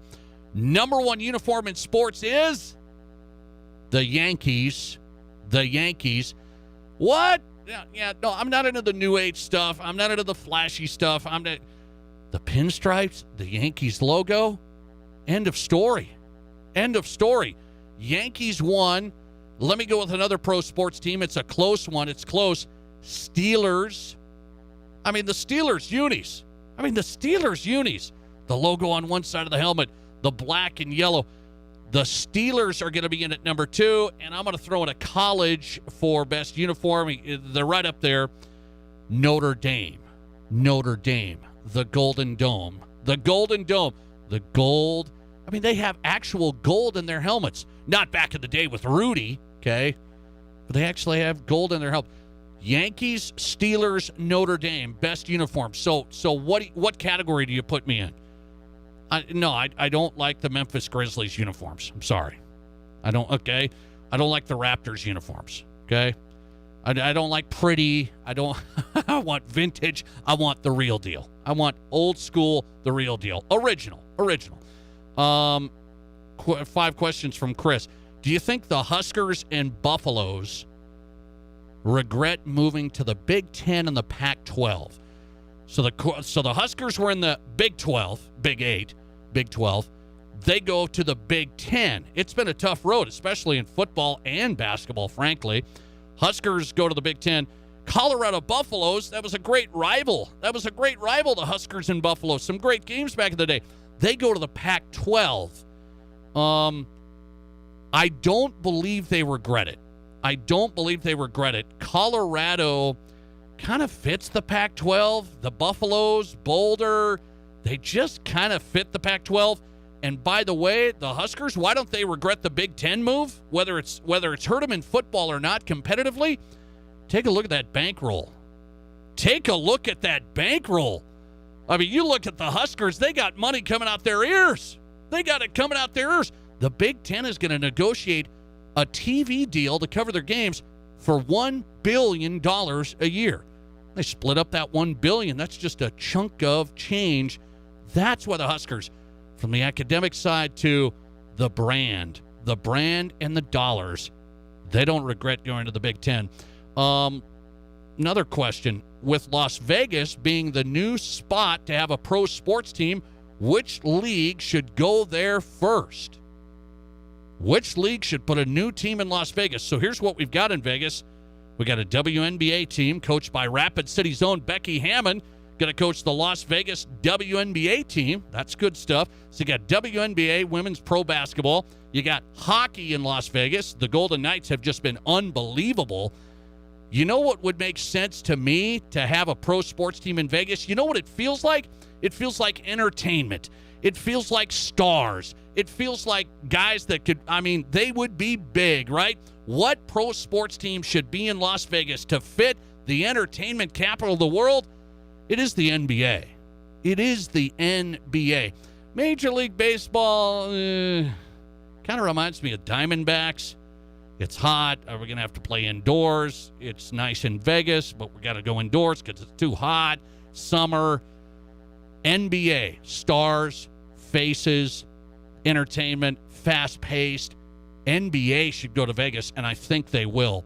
By the way, here's one in South Dakota right here. Chris, question. Are you surprised Augustana is starting a hockey team, NCAA hockey team, or are you more surprised SDSU and UST don't have one? SDSU and USD already stretching the limit a little bit on the finances. They got a lot of sports. Look at SDSU, South Dakota State. They have a lot of sports at the D1 level to fund. They got to raise private scholarship money. You can't get any from the state here in South Dakota, so it's all private and sponsorships. They got a lot to cover there. Augustana, private school, can use dollars differently. I think it makes sense. They're like, hey, we want to go D1 eventually in basketball too, so we're going to start with hockey and have that window and play some of these major brands up in this area. UND, Denver, Augustana fills that gap. I think it's a smart move. Not too surprised they can do a little bit more with the dollars on the private side. We don't quite, that SDSU and USD can't. Final questions from Chris on a Wednesday. Do you think the Arizona Coyotes will be playing NHL hockey in Phoenix? I don't know if you noticed, they haven't had any fans. I've been following this. They had like 5,000 fans or something like that at their games in Phoenix for an NHL hockey game.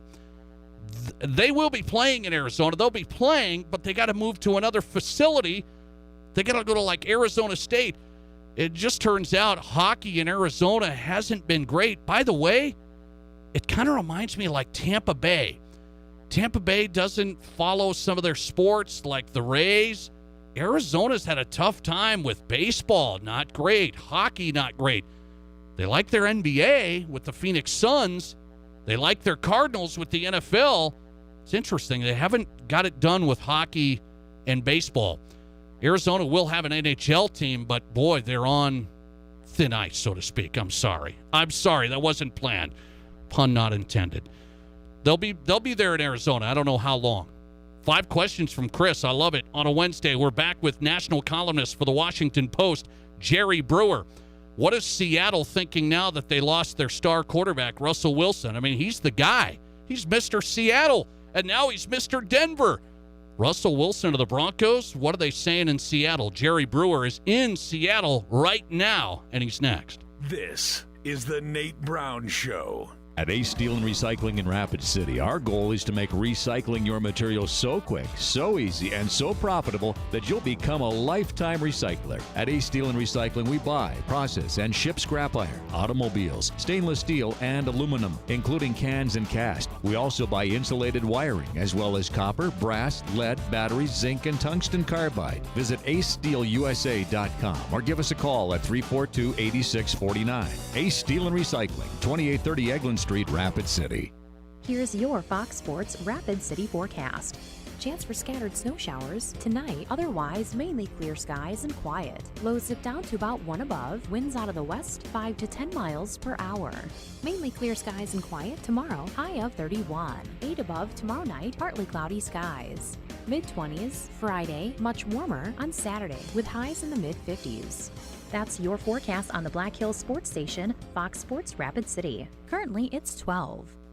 Your number one place in Rapid City for the NCAA men's basketball tournament should be Pour 54, with special hours just for the tournament. They'll be opening early, and they'll have all of the games at the Pour 54 Sports Zone upstairs. With 54 taps, your favorite local and regional beers, plus Detroit-style pizza, wings, pretzel board, and more, Pour 54 is your home for March Madness. Every game is on at Pour 54. To see what they have on tap right now, visit pour54.com.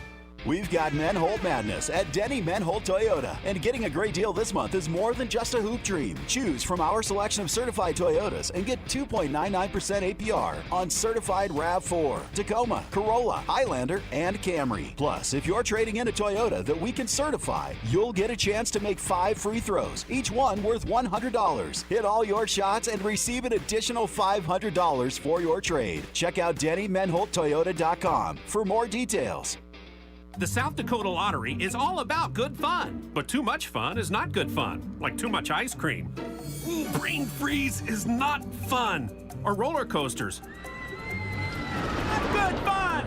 Or lottery games. Too much fun is not good fun. That's why the South Dakota Lottery reminds you to always play only for fun. And if you can't, help is available and always confidential. Because too much fun is not good fun. Play responsibly. Keep the fun good. Learn more at keepthefungood.com.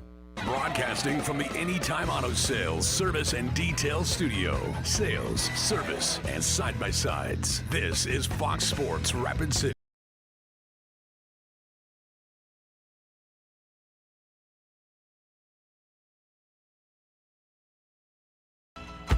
Welcome back in the Nate Brown Show and the Drive at 5, brought to you by Summit Automotive Group. For your next pre-owned vehicle, take a look there first, summitautogrp.com. You can do it right now on your phone, summitautogrp.com. Take a look. Pre-owned selection and car buying truly built around you with their approach. Find out what the Summit difference is like. summitautogrp.com. The Nate Brown Show and the Drive at 5. Wow, I'm taking some grief here on my teams that I said have the best uniforms in sports. Taking a little bit of grief from my own family here. I'm getting messages on my phone here, and I get messages from you, the listener family, as well. I'm just getting grief. Best uniforms in sports. What's your problem? I said Yankees, Steelers, and Notre Dame. Top 3. Is there kind of a theme there? What's my theme? I like original. I like old school. We're not going to change. The real deal. Yankees, Steelers, Notre Dame. Okay? And I'm getting grief about that. How? What do you like, this new stuff? Like all this fancy stuff? No. Jerry Brewer's on tonight. Washington Post national columnist. Find him on Twitter at Jerry Brewer, and he joins us live. A lot of things popping in the NFL. Russell Wilson to Carson Wentz today. Jerry, thanks for coming on. How are you? I am disturbed, Nate. Come on. I have this picture. I have this picture of you wearing a white T-shirt and khaki pants every day. Just too boring? Just too boring for you? Okay. Yeah, too boring. Best uniform in sports. Do you have it? What is it? I don't know. I mean, it's kind of a tough question. I really like. It is a tough question. I really like what the Golden State Warriors, did with theirs, especially their blue jerseys. Old school Michael Jordan era Chicago Bulls. That was pretty sweet. Okay. Orlando Magic and the Shaq and Penny days. Oh, I like that one. See, you go old school. Why not the Yankees? Come on. Frank Thomas era Chicago White Sox when they did their rebrand, which they still are pretty much working off of. Like that's kind of what I'm feeling. All right. By the way, I don't wear khaki pants every day. Okay, I'm a radio guy. I don't have to. I want to get to this. So, you're in Seattle. You've been in Seattle a while. Russell Wilson gets traded to my Denver Broncos. I mean, I feel like it's a dream, man. I've just been unbelievably pumped. I told my family last night, boom, we're going to a couple of Broncos games. We're ready. I'm re-engaged. I'm just hyped. But I say I'm on the good side of this. What is the reaction in Seattle? Just the last 24 hours. Somber. Obviously, you never want to lose the best quarterback you've ever had when he's still got life in his arm. So, but this had been kind of going this way for more than a year. So I think a lot of people are relieved that they're not being held hostage by speculation and rumor anymore. There are people who are frustrated at both the organization for letting it get to this point and at the Star for clearly not being engaged and wanting to go elsewhere. But, I think people in Seattle are taking it in stride. It's the best era that they've ever had. They got that Super Bowl, and they were able to beat the Broncos in getting it. Ever since they lost the next year in Super Bowl 49, with Russell throwing that interception at the goal line late in the game, it's felt like they have been trying to redeem themselves. And I think that became suffocating. And then it especially became difficult after the Legion of Boom era ended and Russell was left to kind of carry things on his own, which always happens when you have a high-paid quarterback and a team that needs to turn itself over. And they had kind of gotten to that point where 10-6, 11-5, I guess you say 10-7 or 11-6 now in the 17-game schedule was kind of who they are. And I think people are interested in seeing if they can build this thing all over again so that they can build a dominant team. Who knows if Pete Carroll, who's going to be 71 this year, will be around to see it. But I think a lot of people are really interested in a new era of Seahawks football because they knew that they were just maintaining, even though they had Russell Wilson. Did Jody Allen side with Pete Carroll instead of Russell Wilson? No, I mean, I don't think that she looked at it in terms of one or the other. I think you just looked at it. I don't think people quite understand, and it hasn't been reported out perfectly yet, because Russell didn't want to upset the fan base here, just how difficult it was for him to engage. He just clearly he wanted to do things another way, and he wasn't going to go back to what had been successful for them, say, the first 7-8 years of his career here. So when you have that base of knowledge that it just wasn't going to get better, and you could have changed the coach, you could have changed the GM, but you were either going to do it Russell's way and only Russell's way, or you were going to have to protect the organization and try something new. I think the option was very clear in which direction they should go.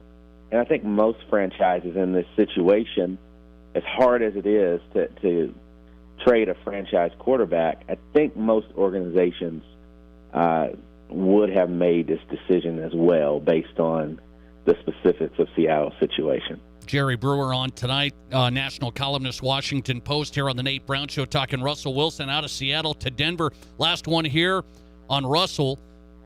Is he going to be the real deal in Denver? People are debating, like, he finally missed some games last year, the hand, Russell's on the downside. I don't know if he's way on that downside, Jerry. I think he's starting the downside, but I think he's still going to be the real deal. What do you say?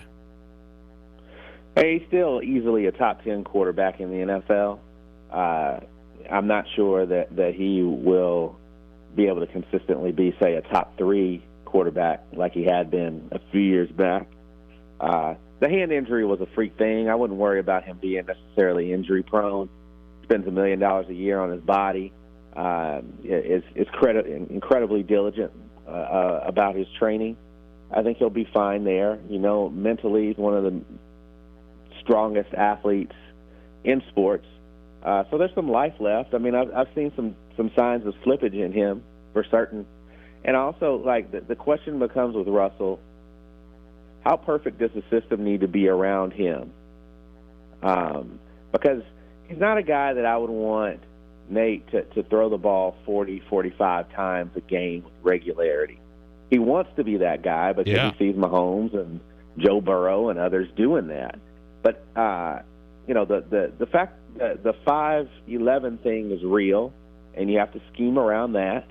And there are certain throws, especially over the middle of the field, that he absolutely can't make because he can't see.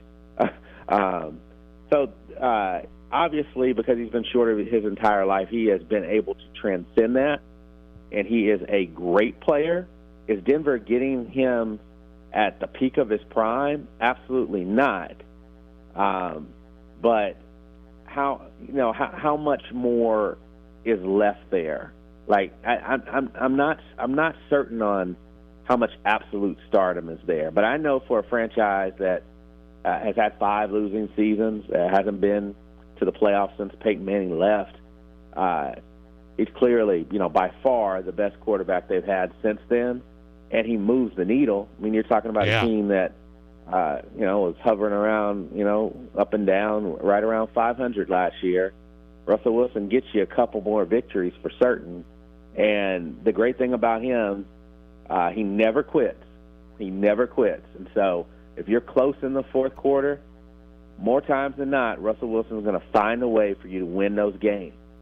So the AFC West is going to be absolutely ridiculous with him there and the other talented quarterbacks in the conference, in the division. Jerry Brewer on right now, Washington Post national columnist, so you cover the Washington Commanders as well. You've seen this quarterback situation develop there, and they're like, okay, we need a quarterback. It looked like they wanted Russell Wilson, couldn't get him. Now they get Carson Wentz. Carson Wentz to Washington. What should we think? Good luck. That's not much. Not much. You talk about a team that does. You talk about a team that doesn't have good uniforms. That their new uniforms would definitely not make your top 5. And Carson Wentz is not going to look good in that uniform, I don't think. I mean, the way that is he better than Heineke? I don't know. Yes. Oh, is he? He's better than Heineke. Okay. Yes. Yeah. But see, Carson Wentz is kind of the guy. His talent is still there. It's a bit diminished since the injury, but you just kind of worry. In Philly, he leaves, and the locker room, half of the locker room was kind of against him. In Indianapolis, he goes there, he gets back with Frank Reich. Frank couldn't fix him, and he leaves there, and like the locker room in Indianapolis was happy to see him go. Yeah, there's like something that's missing there, and he has incredible personal character, but you start to wonder if football character in terms of doing what the coaches ask, in terms of trusting your teammates, in terms of not going your own way when things get difficult. Those are questions that he has to answer. He's 29 years old now. And is he a guy that you can win with, or is he a guy that's good enough to get you fired?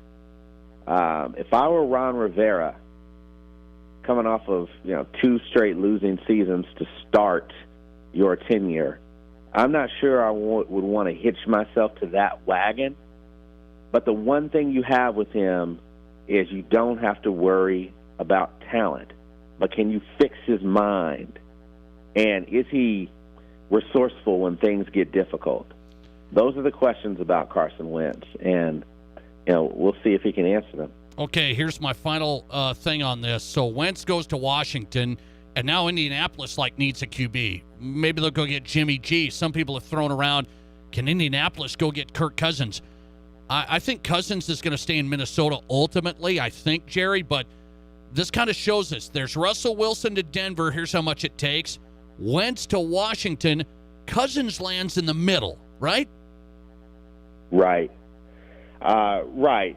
Exactly. I mean, you get more for Kirk Cousins than you got for Carson Wentz. I think that Jimmy Garoppolo, if they're going to trade for a quarterback, would make a lot more sense in Indianapolis. He's the next level of player. He's better than Cousins is. Although Cousins is a lot more efficient and isn't as prone to just the terrible games and interceptions as Garoppolo is. But in Jimmy Garoppolo, you're talking about someone who played very well in helping a team get to a Super Bowl. And, if the 49ers don't drop an easy interception, they go back to a Super Bowl for the second time in, 3 years? Yeah, with Jimmy, yeah. And with Jimmy. If you're looking for a quarterback who can reflect at a high level the talent you have around you, you would, he would be at the top of your list. It's just a matter of what's he going to cost you. And also, the one thing, if you're trying to debate between a Cousins and a Garoppolo, what is Kirk Cousins' greatest ability? Availability. Yep. The only time he lost action was, because of COVID. He has been incredibly durable, even though he's a smaller in stature compared to some other quarterbacks. He's been incredibly durable his entire career. And we also know he's a high-character guy as well. If you're trying to sell someone, I'm not sure that he moves the needle quite like a quarterback who has led a team to a Super Bowl.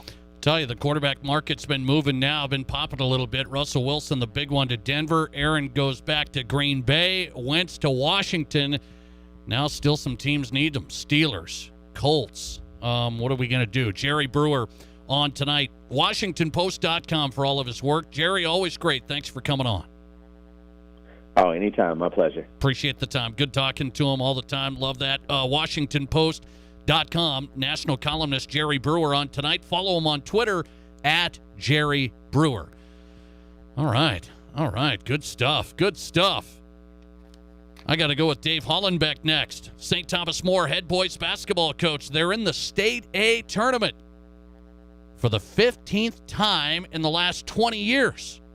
15th time in the last 20 years. Dave Hollenbeck is coming up. First, a quick hitter call. Thanks for getting on. You're live on Fox Sports Rapid City, and you go ahead. Hey, Nate. How you doing today, buddy? I'm good. Good. Hey, real quick, with the whole uniform, best uniform in sports. Oh. Like, hockey. That's some of the Okay. best. Yes, I would agree. Some of the old ones. Like, my two favorites are, number one is Toronto Maple Leafs. They haven't changed in years, and I love it. It's just white and blue and simple and gorgeous. Okay. And then the Montreal Canadiens. Oh. They're same. That's a good one. Just classy. And if you want to go stateside, the Rangers. Like, New York hasn't changed in ever. Okay. I thought you were going to say the Vikings for a second. No, good grief. They wear purple. It's purple. I love it. Thanks, buddy. Have a good day, man. I appreciate it. No, that's a good one. Best uniforms in sports. I saw that. I was like, what do I like? And I just like old school. Yankees, Steelers, Notre Dame. I just think they're unique, they're original, they're old school, they don't change, the whole thing. I like that. And then I saw this Montreal Canadiens, the Canadiens in hockey. I saw that one. People loving that one. Here's one that came in: the Raiders, the L.A. Raiders. What do you mean, the L.A. Raiders?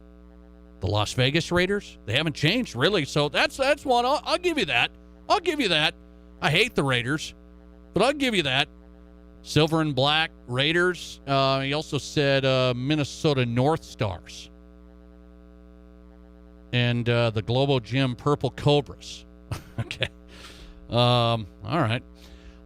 Dave Hollenbeck next. St. Thomas More head boys basketball coach. How has he gotten his teams to so many state tournaments? I'll ask him that question next. The Nate Brown Show.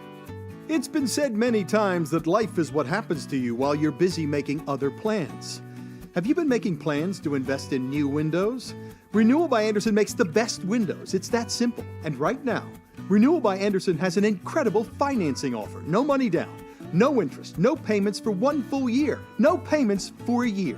Book your free estimate right now at rbarapidcity.com, and remember, life is what happens to you while you're busy making other plans.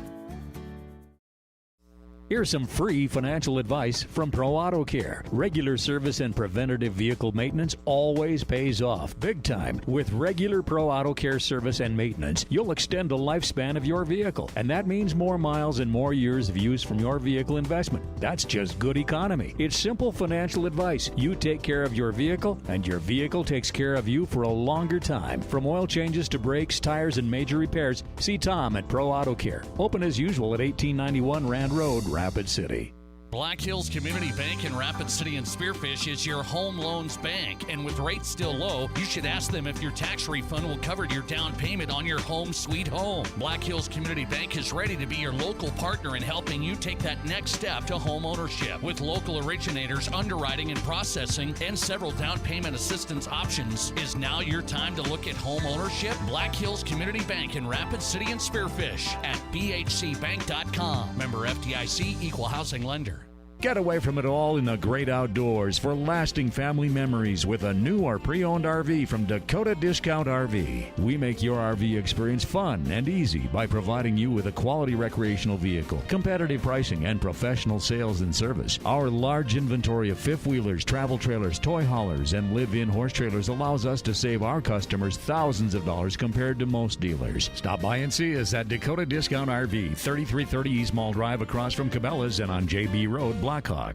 Broadcasting from the Anytime Auto Sales Service and Detail Studio. Sales, service, and side-by-sides. This is Fox Sports Rapid City.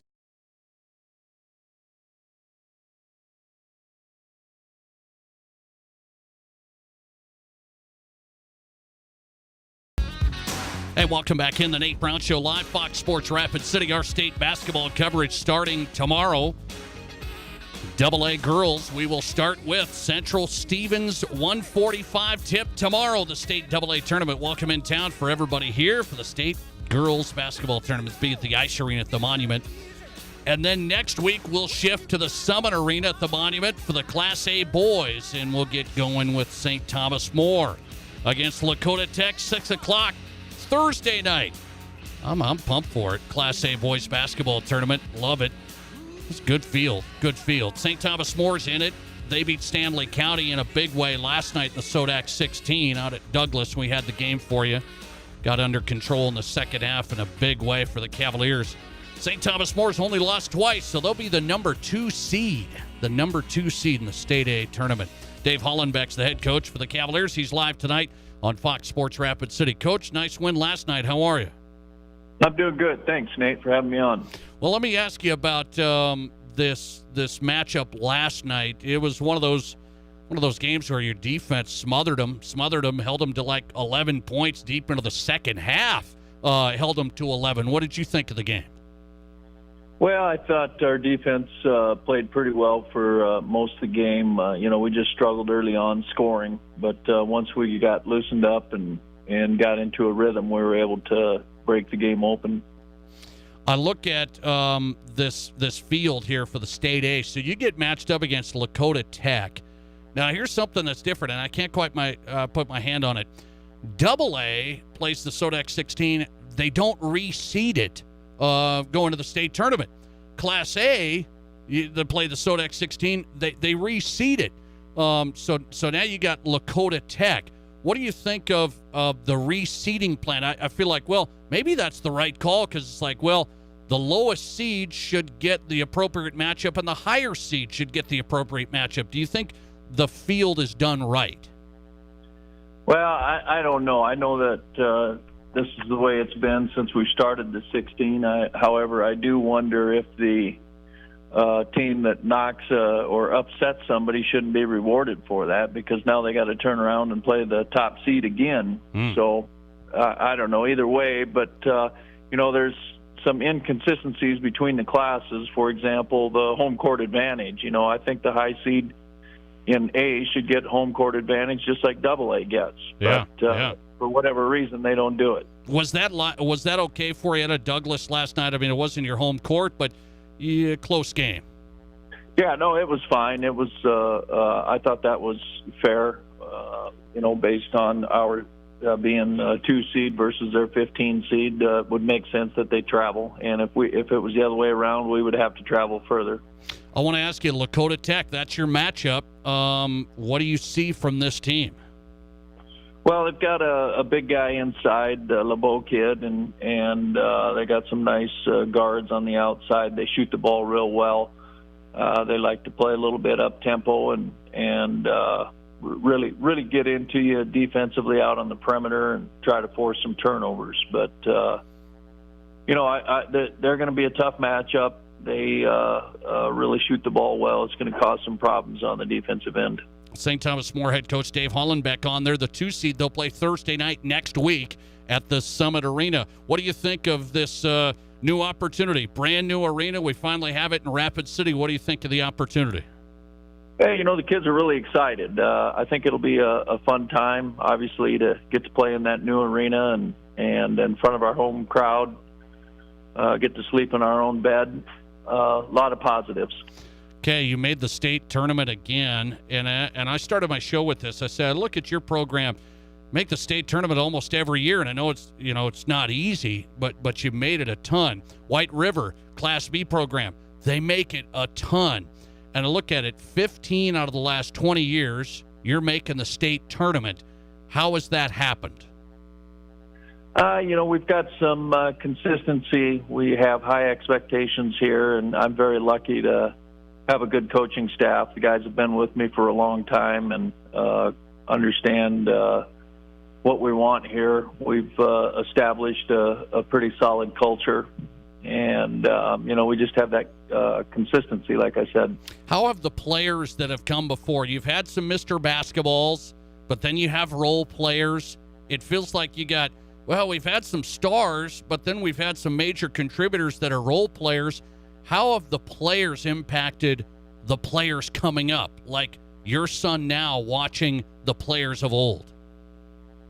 Yeah, we have those guys back from time to time. We spend a lot of time talking about what those guys did to the program to get it to where it's at. And you know, we try to have expectations for these guys to leave the program better than when they got it. So we just want to try to keep improving it. We want high-character kids, and obviously kids that want to compete and play at the college level, too. You know, we have a lot of role players that you know, don't have interest in playing at the next level, but we do have a lot of kids that's their goals, to play at the next level, and we feel it's important to have them ready for that. But to do that, we have to have a certain culture here, and we have high expectations in the win-loss column as well, because those college coaches want kids that win. St. Thomas More head coach Dave Hollenbeck's on tonight. They play Lakota Tech in the night game of the State A next Thursday. The first game, I got my eye on, Coach, so I want to know what you think. You told me last week Sioux Falls Christian is a team at the 12 seed. They might be able to make it. Well, they knock off T, so now it's Sioux Falls Christian, the 8 seed, against Dakota Valley. Might be one of the best games we've seen all year. Yeah, it's going to be a great game. You know, I said from the very beginning, I think on your show, the top team in the state to watch, and as far as expectations would be Sioux Falls Christian, and now here they are with an opportunity to beat number 1. I didn't expect them coming in the 8th seed, obviously, but that's where they're at, and it's not a good draw for Dakota Valley, and Dakota Valley's really good. You know, they're a tough out as well. We played them earlier, but if somebody can do it, it could be Sioux Falls Christian. Hey, you remember some of those, right? You used to have some number 1 seeds, and you had some 1-8 games that were dicey. Yeah, very, very. You know, the year we played Lennox, we had 20-some lead changes, and I don't know how many ties before we could finally get them in the last minute. You know, Chester came down. We were down 8 points in the fourth quarter there.